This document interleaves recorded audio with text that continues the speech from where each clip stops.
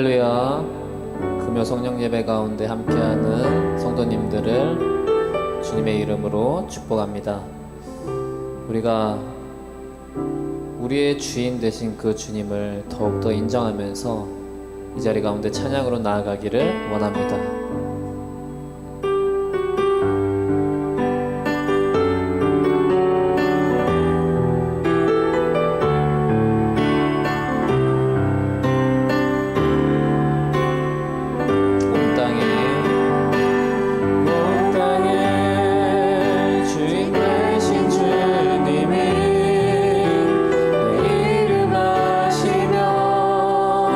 사랑만 돌보네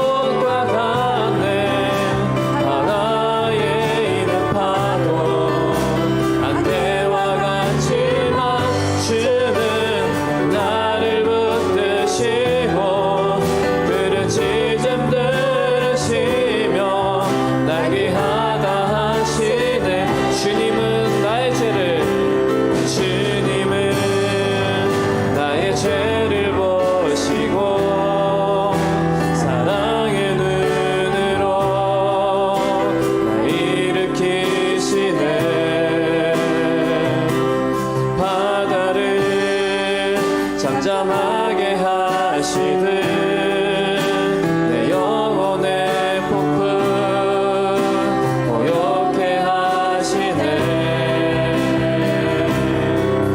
나로 인함이 아닌 주가 행하신 일로 나의 행함이 아닌 오직 주로 인하여 나는 오늘 피었다 지는 이름 없는 꽃과 같네. 바다에 있는 파도 안개와 같지만 주는 나를 붙드시고 부르짖음 들으시며 날개 하나 하신 나는 오늘 피었다 지는 나는 오늘 피었다 지는 이름 없는 꽃과 같네. 바다에 있는 파도 안개와 같지만 주는 나를 붙드시고 부르짖음 들으시며 날개 하나 하시네. 나 오직 주의 것 나 오직 주의 것 나 오직 주의 것 나 오직 주의 것 나 오직 주의 것 나 오직 주의 것 나 오직 우리 함께 고백하기를 원합니다. 주의 것 나 오직 주의 것 나 오직 주의 것입니다. 나 오직 주의 것 나 오직 주의 것 나는 오늘 피었다 지는 나는 오늘 피었다 지는 이름 없는 꽃과 같네. 바다에 있는 파도 안개와 같지만 주는 나를 붙드시고 부르짖음 들으시며 날개 하나 하신 나는 오늘 피었다 지는 나는 오늘 피었다 지는 이름 없는 꽃과 같네. 바다에 있는 파도 안개와 같지만 주는 나를 붙드시고 부르짖음 들으시며 날개 하나 하시네.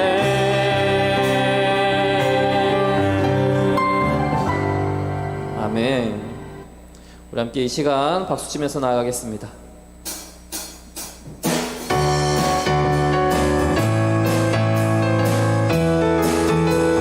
우리를 죄에서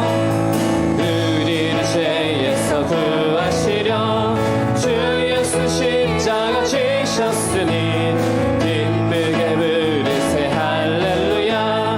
나 구원하 우리 다시 한번 우리를 죄에서 구하시려 주 예수 십자가 지셨으니 기쁘게 부르세 할렐루야. 나 구원 얻었네 할렐루야. 찬송하세 찬송하세 주님 나를 구하셨네. 찬송하세 찬송하세 주가 구원하 우리를 주께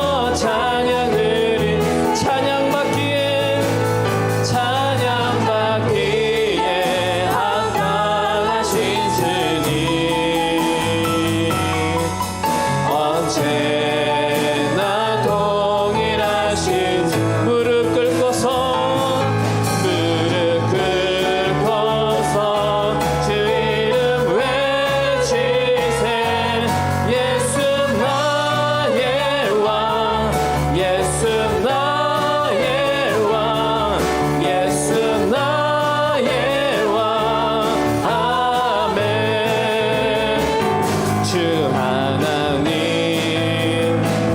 독생자 예수 날 위하여 오시었네.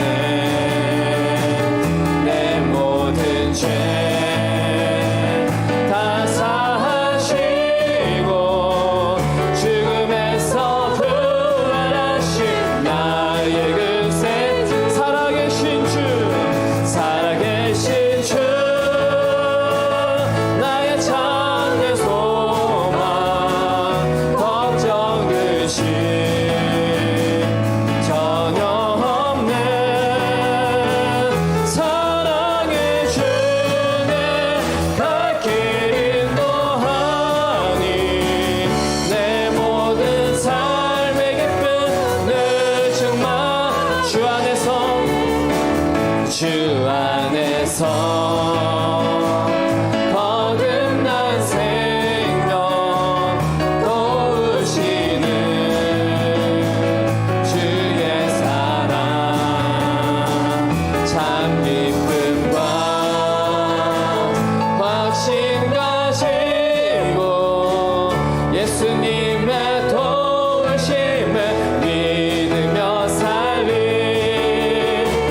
살아계신 주 나의 참된 소망 걱정 의심 전혀 없네.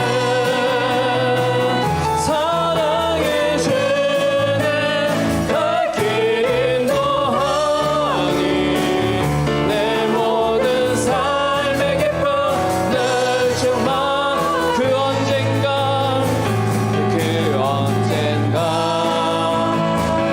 주 뵐 때까지 주를 위해 싸우리라. 승리의 길 멀고 험해도 주님께서 나의 앞길 지켜주시리.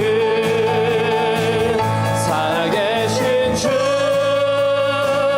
나의 참된 소망 걱정 의심 전혀 없네.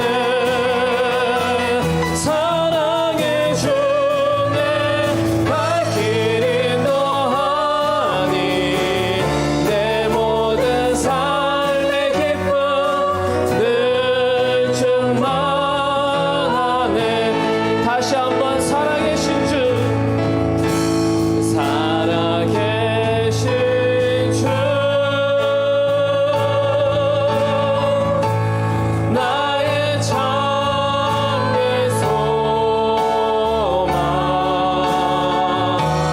걱정 의심 전혀 없네. 사랑의 주내 갈 길 인도하니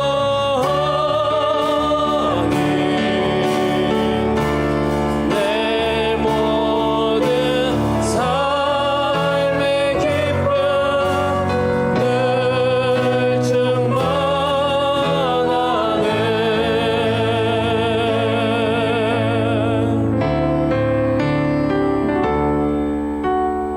충만하네. 오직 주님만이 우리의 소망 되십니다. 진정한 소망이신 그 주님을 이름 높여 부르겠습니다. 나의 소망 되신 나의 소망 되신 주 주를 바라봅니다. 다시 오실 나의 왕 예수 주를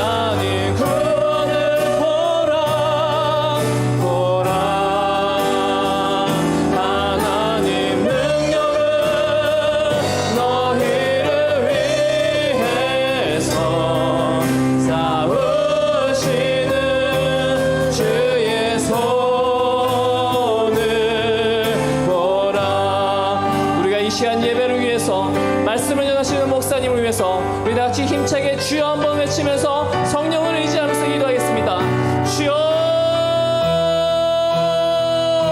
주님 아버지, 이 시간 가운데 아버지 성령님께서 오셔서 아버지 우리를 성령님께 의탁합니다. 아버지 우리의 굳은 마음들, 아버지 우리의 혼란스러운 생각들, 아버지 그 모든 것들을 주님 앞에 내려놓고 아버지 오직 우리의 마음과 아버지 우리의 아버지 영혼을 주님께 의탁하면서 아버지 예배 가운데 성령님을 의지하면서 나아가기를 원합니다. 성령님이 이 시간 가운데 아버지 주님의 말씀, 아버지 선포되는 말씀을 우리가 붙들고 살아계신 아버지 하나님, 오늘 예배 가운데 성령의 기름 부어주시기 바랍니다. 우리의 마음 가운데 말씀하신 하나님의 음성을 들을 수 있도록 우리 가운데 영혼을 누려 주시기 원합니다. 우리의 마음을 엽니다. 우리의 생각을 엽니다. 성령이 우리 심령 가운데 와여 주시어서 우리 가운데 말씀하신 하나님의 음성을 들을 수 있도록 하나님이 우리의 단미를 우리 가운데 부어주시기 원합니다. 성령의 단미를 부어주시기 원합니다. 하나님을 구합니다. 하나님의 은혜를 구합니다. 우리의 마음속 사람을 주의 은혜로 구하게 도와주시어서 진리 가운데 세워지는 밤이 될 수 있도록 성령으로 충만한 밤이 될 수 있도록 아버지 하나님 인도하여 주시옵소서. 예배 가운데 임하여 주신 하나님을 찬양합니다. 성령이 역사하시고 우리를 도와주시옵소서. 주께서 함께해 주실 줄 믿습니다. 아멘. 살아계신 아버지 하나님, 은혜와 사랑 감사합니다. 오늘 이 밤에도 주의 보좌 앞에 나가서 우리가 신령과 진리안에 예배하기 원합니다. 하나님께서 기쁘게 받으시기에 합당한 예배를 드리기 원합니다. 아름다운 향으로 하나님의 성전을 충만하게 채우는 예배가 될 수 있도록 인도해 주시고 각자의 심령 가운데 은혜의 단비를 부어주시어서 나에게 말씀하시고 우리에게 말씀하시는 하나님의 음성을 들을 수 있도록 인도해 주시기 원합니다.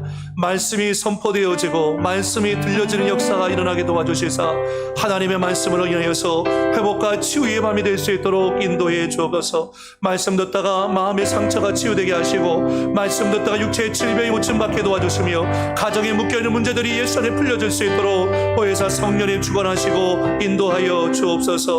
주께서 우리 가운데 임하여 주실 점 있습니다. 성령으로 채워주실 점 있습니다. 성령이여 기억하시고 우리를 도와주옵소서.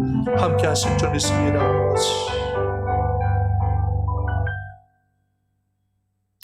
오늘 우리에게 주신 하나님의 말씀은 마태복음 13장 24절로 30절까지의 말씀입니다.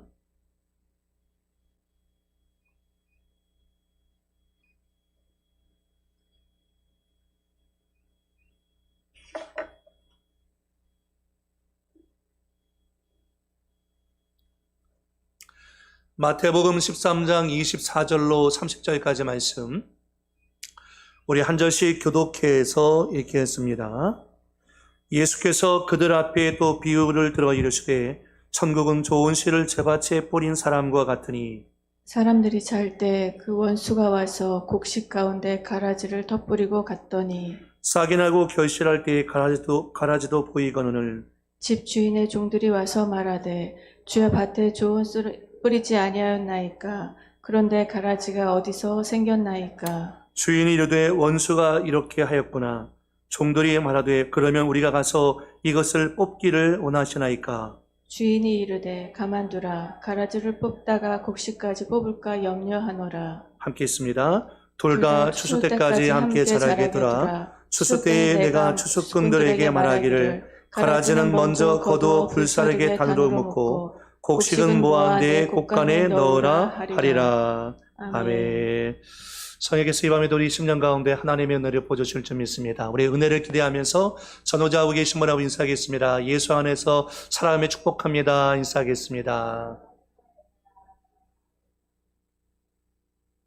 오늘 예배를 드리는 성전과 각 가정의 처소 가운데 주의 성령께서 함께 주실 줄 믿습니다.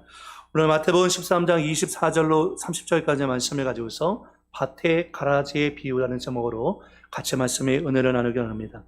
오늘 본 말씀은 밭의 가라지의 비유에 대한 말씀입니다. 왜 예수님께서 이 땅 가운데서 특별히 이제 마태복음 말씀 가운데 보면 비유로 말씀하시는 기회가 굉장히 많습니다. 왜 예수님께서 비유로 말씀하셨을까? 그리고 비유로 말씀하실 때는 항상 제자들을 향한 것이 아니라 무리를 향해서 말씀하실 때 비유를 들어서 설명하셨던 것을 보게 됩니다. 제자들이 어찌하여 비유로 말씀하십니까? 라고 예수님께 따져 물을 정도로 예수님께서 무리가 있는 곳에 비유의 말씀을 선포하셨던 것을 보게 됩니다. 오늘 마태복음 13장 34절 35절 말씀 가운데 보면 비유로 말씀하신 이유가 나옵니다. 예수께서 이 모든 것을 무리에게 비유로 말씀하시고 비유가 아니면 아무것도 말씀하지 아니하셨으니 이는 왜냐하면 선지자를 통하여 말씀하신 바 내가 입을 열어 비유로 말하고 창세부터 감추인 것을 드러내리라 함을 이루려 하심이라.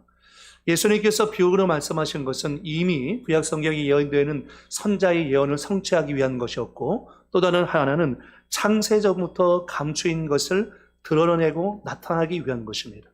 그러니까 실생활에서 가장 알기 쉽게 되어 있는 그 이야기를 갖고서 은유와 상징을 통해서 사람들에게 예의를 돕고 예수님께서 이 땅 가운데 오신 메시아라는 것을 사람들에게 드러내기 위해서 비유를 설명했지만 사람들이 비유의 말씀을 들으면서 참 깨닫지 못하는 그런 모습을 보고 있습니다.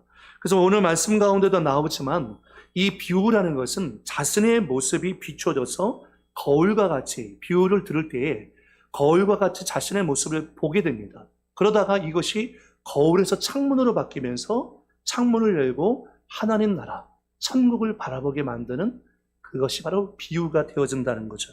그러니까 우리가 먼저 알 것은 오늘 말씀 가운데 우리가 먼저 알 것은 교회가 세상 한가운데 있다는 것입니다. 예수 믿는 사람들 역시 믿지 않은 사람들 틈 속에서 살고 있다는 것이고 곡식과 가라지가 함께 공존하고 있다는 것을 우리가 잊지 말아야 한다는 것입니다. 예수님께서 오늘 마태복음 13장 말씀 가운데서 특별히 밭의 가라지 비유를 말씀하시기 때에 이렇게 시작합니다. 예수께서 그들 앞에 비유를 들어 이르시되 천국은 좋은 씨를 제 밭에 뿌린 사람과 같다라는 것입니다.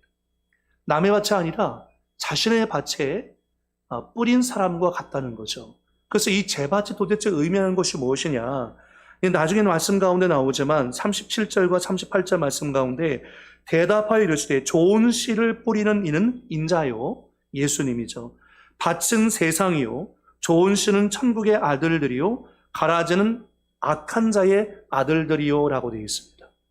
그러니까 밭이 의미하는 것이 뭐냐면 세상을 의미하고 있다는 것인데 좁은 의미로 봤을 때 많은 이제 그 설교자들이 이 밭을 세상으로 연결할 때 교회로 한정되어서 이것을 해석하는 분들도 있지만 주님 오늘 말씀을 보면 13장 말씀 가운데서 분명히 말씀하듯 밭은 세상이고 이 세상 한가운데 곡식도 있고 원수가 뿌린 가라지도 같이 있다라는 것을 우리가 상기해야 하는 것입니다.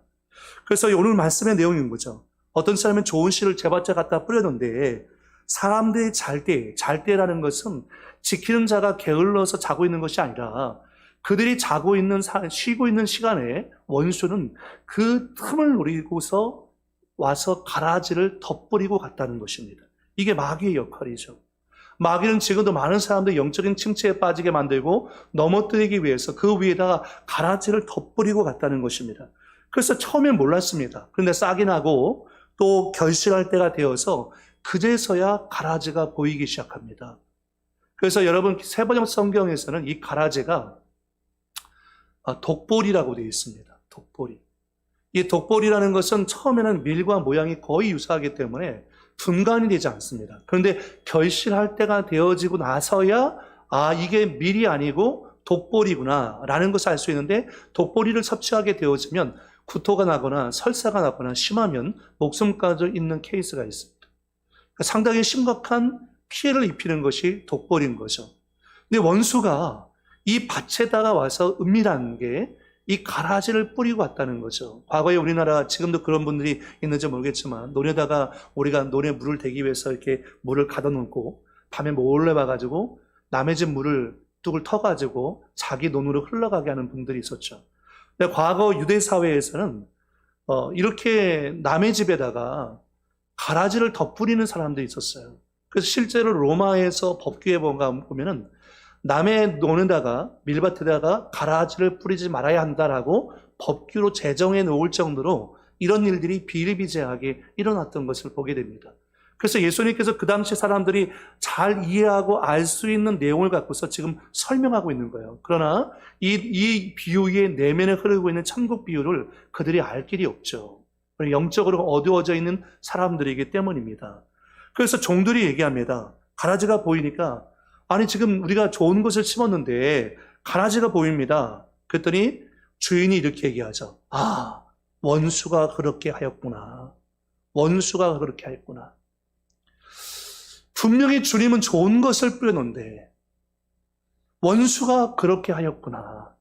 원수가 그렇게 하였구나 라고 얘기하면서 그때 종들이 이 주인에게 얘기하는 거죠. 뭐라고 얘기하면 그러면 우리가 가서 이것을 뽑기를 원하십니까? 라고 종이 주인에게 묻습니다. 그때 주인이 얘기하죠. 가만두라.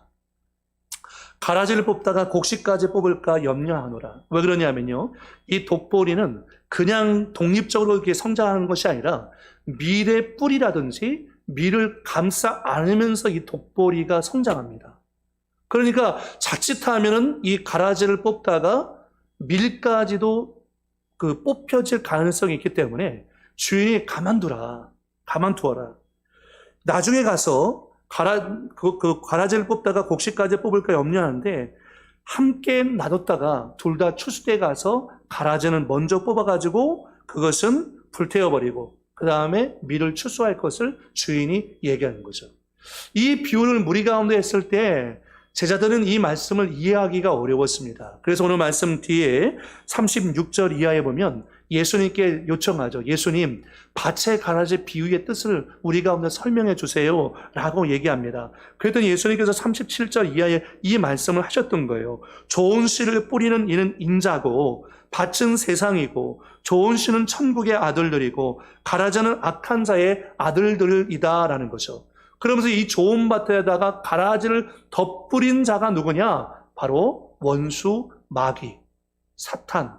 우리가 요한계시록적으로 봤을 때 적그리스도와 적그리스도 세력과 거짓 선자들이 이와 같이 가라지를 덧뿌려 놨다는 것입니다. 지금 우리가 살고 있는 이 세상이 그렇다는 거죠. 곡식만 존재하는 것이 아니라 곡식 외에도 이와 같은 독보리와 같은 먹으면 구토와 설사가 일어나고 심하면 목숨까지도 앗아갈 수 있는 이런 잡초가 가라지가 함께 공존하고 있다는 것을 분명히 말씀하고 있습니다. 여러분 이 세상을 바라보면서 여러분 어떤 생각을 갖고 있습니까? 우리가 세상을 벗어나서 살아갈 수 없습니다. 산에서 우리가 뭐 수도원에서 지내는 것도 아니고 또 주님도 그것을 원하지 않습니다. 예수 믿는 사람이 이 세상을 벗어나서 나홀로 사는 것이 아니라 예수 믿는 사람들은 세상 가운데 살면서 이 세상 속에서 빛과 소금이 되는 것이 주님의 뜻입니다.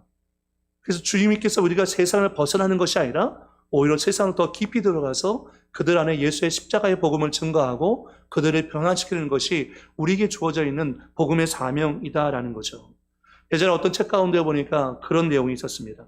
어느 목사님이 고원지대에 주둔하고 있었던 연대의 하사에게 어떻게 해서 예수를 믿게 되었냐라고 물었습니다.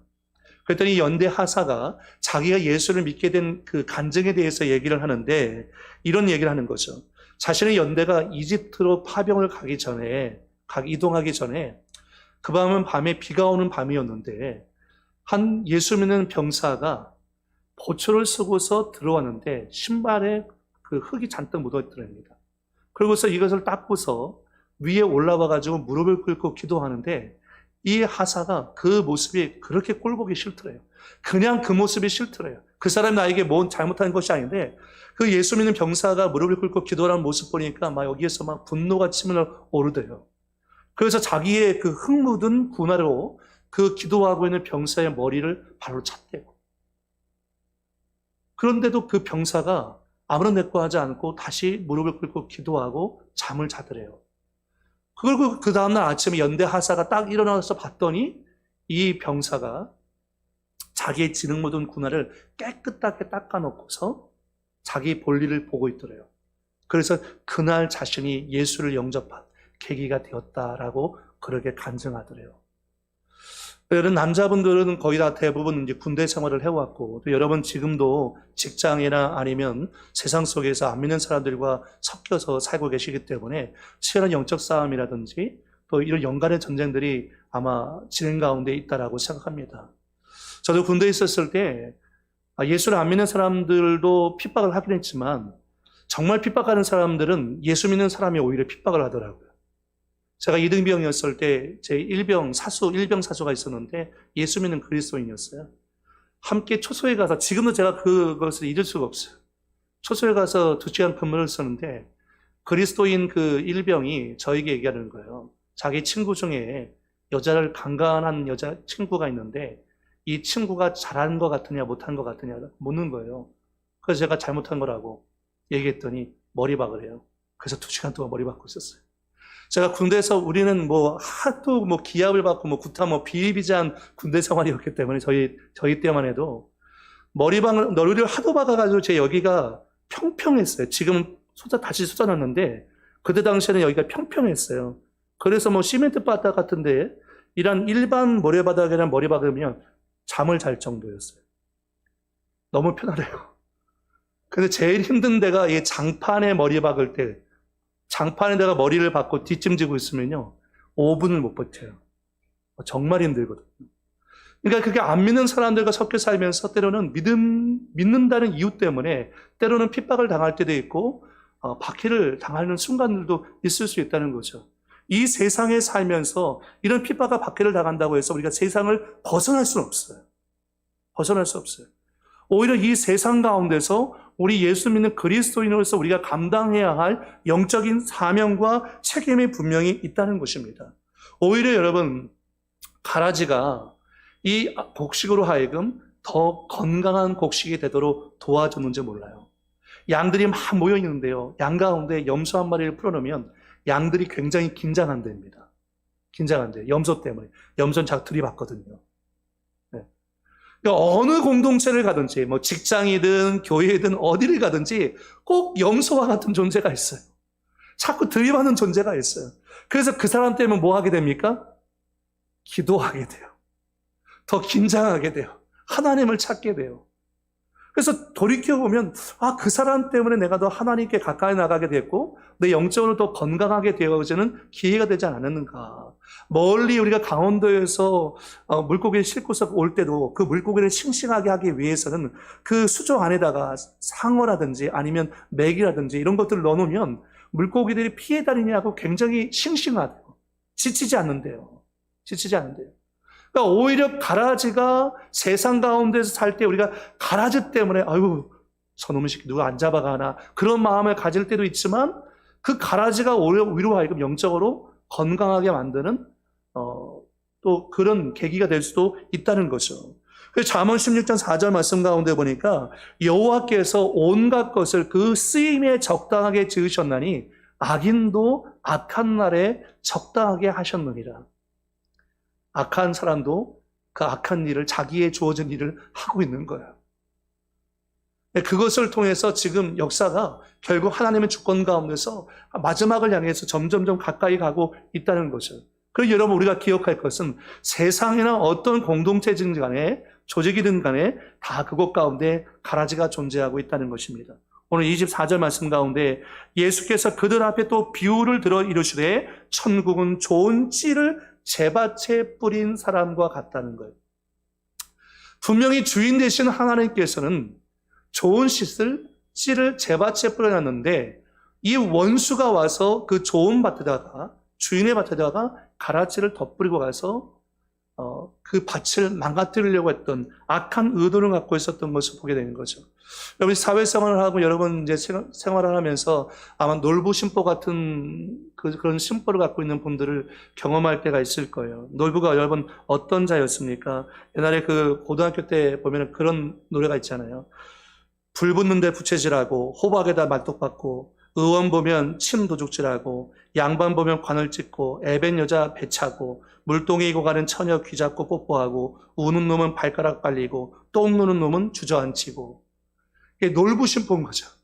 이 가라지와 같은 역할을 감당하는 이 사람이 이거 가지고 놀부 같은 심보를 갖고서 핍박하거나 방해하고 공격하는 세력이 분명히 있을 수 있다는 거죠. 그래서 오늘 말씀 가운데 보니까 누가 이 가라지를 뿌렸는가라는 아주 명확하게 말씀이 나옵니다. 우리 25절 말씀 먼저 한번 읽어보겠습니다. 시작. 사람들이 잘 때에 그 원수가 와서 곡식 가운데 가라지를 덧뿌리고 갔더니 라고 얘기합니다. 그리고 39절 말씀에도 가라지를 뿌린 원수는 마귀요 추수 때는 세상 끝이요 추수꾼은 천사들이다 라고 얘기합니다. 그러니까 이 원수 마귀가 가라지를 덧뿌려 놔서 곡식이 연결지 못하도록 이 방해하고 공격하고 있다는 것입니다. 그래서 이 세상은 곡식과 가라지가 공존하고 섞여 살고 있다라는 거죠. 그래서 가라지의 세 가지 특성이 있어요. 하나는 위장성이에요. 처음에는 구별이 안 돼요. 두 번째는 잠복성이 있어요. 웅크리고 있는데 잘 보이지 않아서 그것이 우리에게 해를 입히고 있음에도 불구하고 내가 해를 받고 있다는 조차도 깨닫지 못할 때도 있어요. 세 번째는 해독성이 있어요. 이 독보리 역할이 그렇다는 거죠. 결국은 치명적인 위해를 가해서 그를 넘어뜨리려고 한다는 거죠. 여러분, 지금도 원수마귀는 우는사자와 같이 다니면서 삼킬 자를 찾고 곡식을 공격하고 있습니다. 신실한 그리스도인들을 방해하고 있다는 거죠. 칼빈은 말하는 것은 이제 교회 공동체 안에 있었던 가라지에 대한 부분인데요. 가라지 속의 성도의 삶은 100대 1의 공존이다. 100대 1의 공존이다. 누가 더 많을까요? 가라지가 훨씬 더 많을 가능성이 높다라고 얘기하는 거예요. 가라지가 훨씬 더 많을 가능성이 있다는 거죠. 우리가 수요일날 말씀을 같이 공부할 때 요한계시록 14장 말씀 가운데 보니까 예수님께서 마지막 때에 천사가 명령하셔서 낯을 이렇게 확 휘두르는데 두 가지 추수를 하신다고 했어요. 하나님, 이 주님께서 낯을 휘두를 때 먼저는 알곡 추수를 하시죠. 그 다음에 포도송이 추수를 하십니다. 예수를 믿고 거듭난 그리스도인, 그 이마에 입맞은 거듭난 그리스도인들을 먼저 추수하시고 그 다음에 그리스도를 영접하지 않고 배도한 수많은 사람들을 포도송이를 추수하신다고 하는 거죠. 그런 때가 분명히 있다는 것입니다. 루터는 만대일의 공존이라고 했어요. 가지가 만이고 성도는 하나라고 그렇게 루터는 얘기했습니다. 한 사람 성도에게 일만의 악한 사람의 진을 쳐서 고통스럽게 하는 게 이렇게 공격을 받고 있는 상황 가운데 있다는 거죠. 그러니까 우리가 처해 있는 이 상황이 얼마나 심각하고 엄중한 상황인가라는 것을 깨달아야 되는 것입니다. 정말 마지막 때가 됐기 때문에 가라지들이 맹활약을 하고 있습니다. 가라지가 어떻게든 넘어뜨리려고 하려고 하나님을 구하고 바르게 신앙생활하는 것을 방해하고 공격하는 이 가라지의 공격들이 굉장히 많다는 거죠. 여러분, 초대교회도 그랬어요. 초대교회 가운데도 고린도 교회가 보면 거짓 형제들이 있었습니다. 갈라디아 교회는 거짓 복음을 들고 들어왔던 거짓 선생들이 있었어요. 데살로니가 교회에서는 거짓 적그리스도가 들어왔었습니다. 그 다음에 요한계시록 말씀 가운데 보면 7 교회 가운데서 잘못된 미혹된 거짓 교리를 설파하는 니골라당이라든지 유대 율법주의자라든지 거짓 선생들이 활약하고 있었습니다. 그래서 성도들은 미혹해가지고 잘못된 길로 인도하려고 하는 이와 같은 가라지와 같은 존재들이 초대교회에도 있었고 지금도 이 가라지가 존재하고 있다는 것을 우리가 경각심을 갖고서 깨어 있어야 한다는 것입니다. 초대교회 당시에도 이 거짓된 가라지와 같은 존재가 곡식을 공격했다면 여러분, 지금도 얼마나 이 거짓된 가라지가 곡식이 연결지 못하도록 공격하고 있겠습니까? 그래서 마태복음 13장 41절에 이렇게 얘기합니다. 인자가 그 천사들을 보내리니 그들이 그 나라에서 모든 넘어지게 하는 것과 또 불법을 행하는 자들을 거두어내어 풀무불에 던져 넣으리니 거기서 울며 이를 갈게 되리라. 결국은 이 가라지들은 하나님의 심판의 시간이 분명히 있습니다. 그래서 그것을 거두어가지고 1000도시가 넘는 풀무불에다가 다 집어넣습니다. 그랬더니 그것들이 그곳에 들어가서 이를 갈며 슬피 운다라고 성경이 기록하고 있어요. 그러니까 이를 간다라는 것은 뭐냐면 이를 악물고요. 마치 사나운 짐승이 으르렁거리듯이 그 가운데서 막 분노가 치밀어오는 모습으로 그들의 풀무불, 영원한 형벌 가운데 놓이게 된다라는 것을 말하고 있는 거죠. 이런 마지막 때에 이단들이 얼마나 많은 가라지와 같은 것들을 갖고 와서 믿는 그리스도인들을 현혹시키려고 하고 있지 않습니까? 그러니까 이와 같은 때 우리가 정말 정신 차리지 않고서는 넘어질 수밖에 없어요. 제가 가만히 보면은 그 미혹되어서 이단에 빠지는 사람들은요, 물론 신앙 성경 지식이 없는 사람도 빠지는 케이스가 많죠. 그런데 많은 경우에 성경 지식이 있다고 생각했는데 빠지는 분도 굉장히 많습니다. 의외로 많습니다. 아니, 하다못해 목사까지도 이단에 빠져가지고 헤매는 사람들이 있으니까요. 미혹돼가지고. 그러니까 이 마지막 때에 우리가 가라지의 공격을 받고 있는데 그것을 이겨내려면 우리가 정말 영적으로 경각심을 갖고서 말씀 안에 바르게 세워져 바른 바른 신앙을 사는 것이 정말로 중요하다. 여러분 가룟 유다를 보십시오. 가룟 유다의 마음 가운데 누가 그런 마음을 심어놓았습니까? 요한복음 13장 2절 말씀에 마귀가 벌써 시몬의 아들 가룟 유다의 마음에 예수를 팔려는 생각을 넣었다는 거예요. 그것은 이미 마귀가 그 마음 가운데 가라지와 같은 생각을 뿌려놓은 거죠. 그러니까 가룟 유다가 처음부터 그랬을까요? 그러진 않았을 거예요. 가룟 유다가 예수님의 12제자로 예수님의 기적과 말씀을 안 듣는 게 아니에요. 그런데 가룟 유다가 누가 친했었냐면 열심당원인 시몬과 친했어요. 열심당원들은 서리에다 칼을 차고 다니면서 로마에게서 벗어나서 어떻게 하면 이 민족을 독립시킬 수 있을까? 그런 마음을 갖고서 칼의 정복을 요구했던 사람이었습니다. 그래서 예수님을 이 나라의 왕 되게 만들어서 예수님을 위시해서 로마에서 벗어나고자 했던 사람들이 열심당원이었어요. 그러니까 이 열심당원인 이 시몬과 가룟 유다가 만나면 무슨 얘기 했을까요? 정치 얘기하는 거예요. 정치 얘기. 여러분, 예수 믿는 사람이 정치에 대해서 무관심하면 안 되죠. 우리도 정치에 대해서 알아야 합니다. 하나님의 공의와 정의가 세워져야 되기 때문인 거죠. 그런데 이 사람이 영적인 것에는 전혀 관심이 없고 예배와 기도 생활에 전혀 관심이 없고 성경은 전혀 읽지 않으면서 맨날 신문 뉴스만 들여다보고 있다고 있으면 그분의 영적인 상태가 어떻겠습니까? 그분과 만나고 교제하는 사람이 영적으로 성장할까요? 그분을 만나면 심장이 막 뜨거워지고 영적으로 막 성령 충만하고 나도 이 사람처럼 기도하고 싶다, 이 사람처럼 말씀 읽고 싶다, 그런 마음이 생길까요? 아마 그러지 않을 거예요. 오히려 있었던 영성도 싸늘하게 식어져 버릴지도 모릅니다. 이 마지막 때가 되었기 때문에 이와 같은 관계와 상황 속에서 우리가 정말 분별력을 갖고서 생각해야 합니다. 그러니까 결정적인 순간에 마귀가 가룟 유다의 마음 가운데 이와 같은 예수를 팔려는 생각을 가라지와 같이 뿌렸을 때 그는 그 생각을 이길 만한 능력이 없었어요. 능력이 없었던 거죠. 여러분, 하와의 마음 가운데 사탄이 가라지를 뿌렸지 않습니까? 열 정탐꾼의 마음 가운데 불신앙적인 가라지를 마귀가 뿌렸지 않습니까? 권력에 집착하는 사울 왕의 마음 가운데 사탄이 가라지를 뿌렸지 않습니까? 정말 중요한 것은 본질이 예수 그리스도인데, 본질이 하나님의 말씀인데 마귀는요, 얘가 얼마나 교활한지 몰라요. 본질에 집중하지 못하게 만들어요. 그래서 자꾸 본질에서 벗어난 것들에 집중하게 만들어서 그 비본질적인 것을 우리를 시험 들게 만들어요. 우리를 걸려 넘어지게 만들어요. 그래서 우리는 항상 말씀 중심이어야 돼요. 하나님 중심이어야 돼요. 예수 그리스도 중심이었고 복음 중심이어야 돼요. 이 십자가 중심성을 잊지 않아야 흔들리지 않고 넘어지지 않는다는 거죠.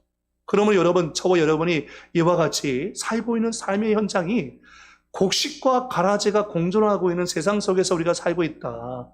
그런데 그 가라지를 누가 뿌리냐? 원수 마귀가 지금도 뿌리고 있다라는 것을 잊지 말아야 합니다. 잊지 말아야 합니다. 그런데 문제는 이 가라지가 구별하기가 어렵다는 거예요. 여러분, 과거 우리가 월남전에서 미국이 이제 패전한다시피 했는데, 왜 베트남전에서 이제 월남전에서 패전했는가? 두 가지 이유가 있대요. 첫 번째는 전선이 없는 전쟁이었기 때문에. 도대체 이 베트남 사람들이 어디 숨어서 공격을 하는데, 그 사람들 발견하기가 어려운 거예요.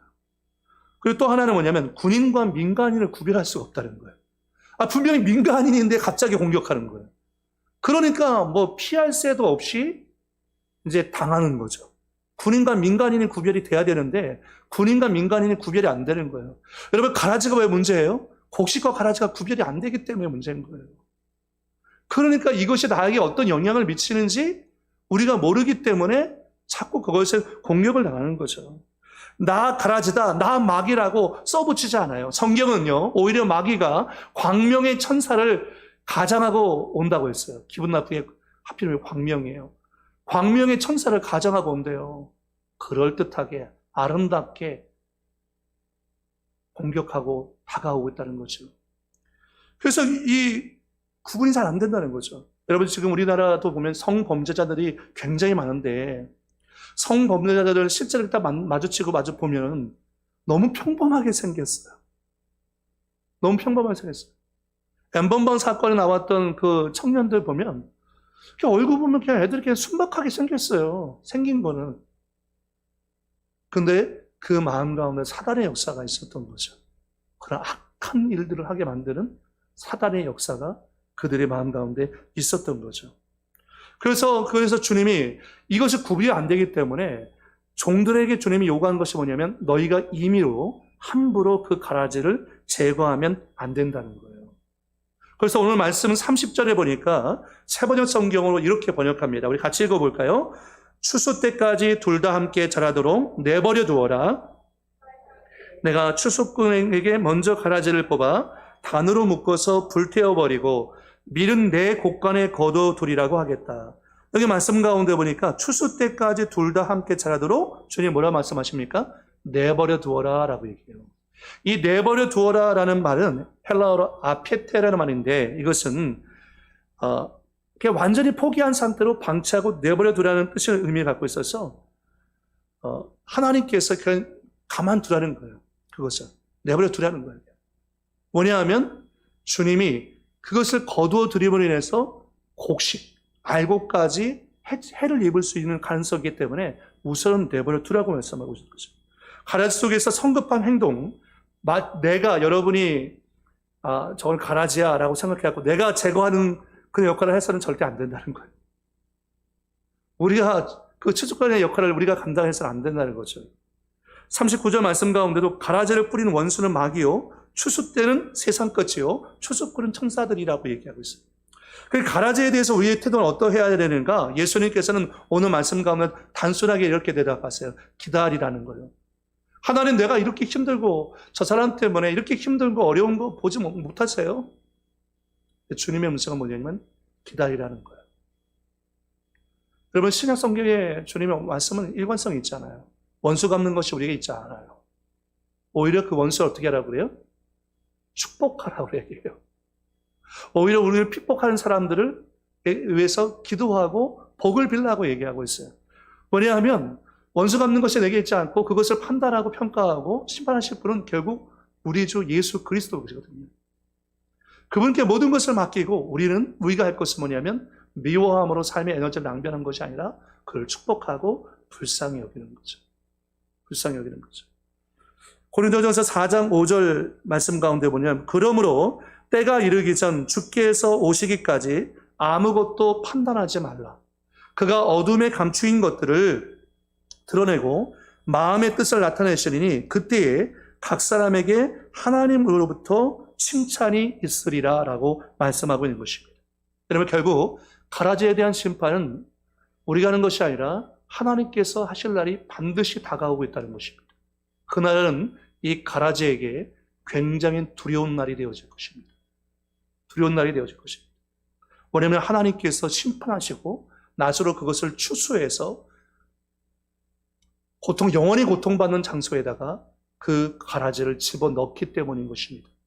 그래서 여러분 요한계시록 말씀 가운데 보면 지옥이라는 곳은 영원토록 고통당하는 곳이에요. 지옥은 쉼이 없는 곳이에요. 천국은 영원한 쉼과 안식이 있는 곳이지만 지옥은 영원한 쉼과 안식이 없이 영원히 고통당하는 장소. 근데 이 가라지가 갈 곳이 바로 이 영원히 고통받는 장소에 가게 될 거라는 거죠. 마태복음 3장 12절 말씀 가운데 세례 요한이 이렇게 얘기합니다. 손에 키를 들고 자기의 타작마당을 정하게 하사 알곡은 모아 곳간에 들이고 쭉정이는 꺼지지 않는 불에 태우시리라 라고 말씀합니다. 또 열매를 통해서 이 가라지의 정체를 알 수 있다고요. 결국은 이 독보리는 열매를 맺을 수 없잖아요. 이 밀은 열매를 맺어서 자신의 정체를 드러내잖아요. 여러분 우리가 누가 진짜 그리스도인인지 우리는 모릅니다. 오직 하나님만 아십니다. 그러나 분명한 것은 무엇으로 우리가 분별할 수 있습니까? 열매입니다. 열매. 마태복음 7장 18절 이하에도 좋은 나무가 나쁜 열매를 맺을 수 없고 못된 나무가 아름다운 열매를 맺을 수 없느니라. 아름다운 열매를 맺지 아니하는 나무마다 찍혀 불에 던져지느니라. 이러므로 그들의 열매로 그들을 알리라. 그들의 열매가 그들의 정체를 드러낸다는 거죠. 사과 열매를 맺었으면 사과를 맺는 그건 사과나무죠. 열매를 보고 알 수 있다는 것입니다. 그런데 여러분 마지막 때에 우리가 영 분별의 마음을 갖고서 말씀의 근거에서 잘 분별할 수 있어야 합니다. 그리고 여러분에게 오늘 이 밤에 우리가 권면하는 것은 가라지의 도전과 가라지의 유혹을 여러분 스스로가 대비하셔야 합니다. 그래서 먼저는 가라지에서 시선을 옮겨서 우리를 도우시고 우리를 지키시는 하나님께 여러분의 시선을 고정하고, 또한 여러분은 알곡으로서의 합당한 삶으로 말미암아 주님이 기뻐하시는 성령의 9가지 아름다운 열매를 맺으면서 살아갈 수 있기를 축복합니다. 정말 마지막 때가 되었기 때문에 우리가 정말 진실한 믿음의 삶을 사는 것이 중요합니다. 말씀을 맺고 정리합니다. 주님은 우리가 세상 바깥으로 나가는 것을 원하지 않습니다. 오히려 우리가 세상에서 안 믿는 사람들과 섞여 살면서 그들에게 피가 소금이 되고 그들의 생명의 십자가의 복음을 증거하기를 주님이 원하고 계십니다.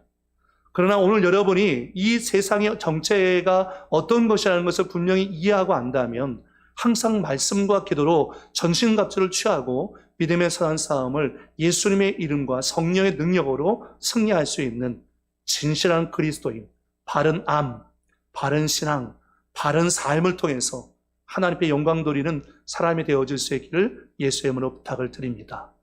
저는 오늘 개인적으로 참 회개의 마음이 들어져요. 회개의 마음이 들어지는 게 오늘 우리가 새벽 예배 말씀 분량이 레위기 말씀이었는데, 레위기 말씀 가운데 보니까 하나님께 화목제물을 드릴 때에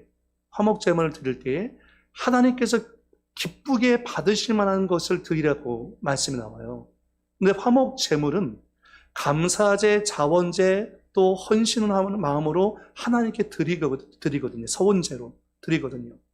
그런데 하나님께서 받을 수 없는 것을 갖고 나와서 드린다면, 그리고 하나님께서 정해진 규례대로 드리지 않고 자기 임의대로 화목제물을 드린다면 하나님께서 뭐라고 표현하면 그것을 내가 가증되이 여긴다고 했어요.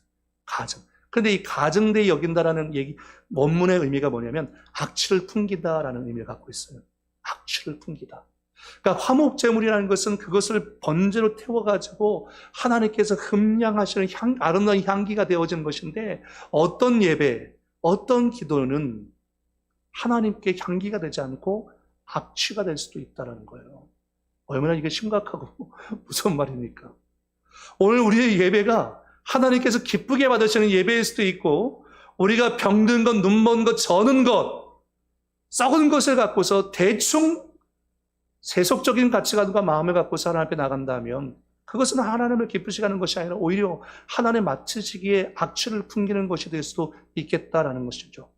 오늘 이 밤에 정말 하나님께서 받으시기에 합당한 예배로, 기도로 주 앞에 나갈 수 있기를 예수의 이름으로 부탁을 드리겠습니다. 한번 기도하겠습니다. 살아계신 아버지 하나님, 우리가 이 땅에서 살아가는 이 세상은 곡식과 가라지가 함께 공존하고 있는 세상입니다. 이 가라지에 위험한 모습들이 있다는 것을 우리가 알기 때문에 항상 우리가 말씀과 기도 가운데 깨어있지 않고서는 흔들리고 넘어질 수밖에 없습니다. 주님, 우리 수모리교회 모든 성도들의 마음 가운데 주님이 주시는 힘과 그 안에서요, 하나님의 전신갑주를 입고 말씀과 기도로 거룩한 삶을 살아갈 수 있도록 인도해 주시기 원합니다. 아버지, 이 밤에 우리의 마음을 새롭게 하시고 우리의 믿음을 새롭게 하시고 우리의 삶이 하나님 보시기에 부끄럽지 않는 삶을 살아갈 수 있도록 성령으로 우리를 축복해 주옵소서. 우리 모두가 곡식으로 살다가 천국 곳간에 들어갈 수 있도록 하나님의 은혜를 부어 주옵소서. 거듭난 그리스도인, 신실한 그리스도인으로 아름다운 성령의 열매를 맺으며 살아갈 수 있도록 성령이여 우리를 새롭게 하여 주옵소서. 이 밤에 우리 가운데 임하여 주실 점이 있사옵고 예수님의 이름으로 기도드리옵나이다. 아멘.